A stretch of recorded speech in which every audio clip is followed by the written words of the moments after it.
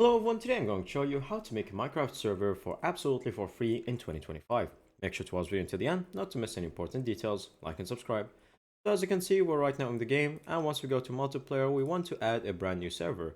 To do that, we're going to go to our Google and search for this website called Aternos.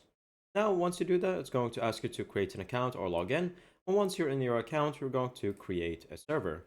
Now, from here, we're going to create plus, and right now your server is absolutely ready. Now, once you do that, we go back. From here, we can edit our website from the options and the settings. And so we have many options to choose from. Is it cracked or are you using the true version? Command blocks, monster, force game mode, everything that you might want to select. And it's very easy. So from there, what you do, you go to the server section and from here you can click on start to start the server.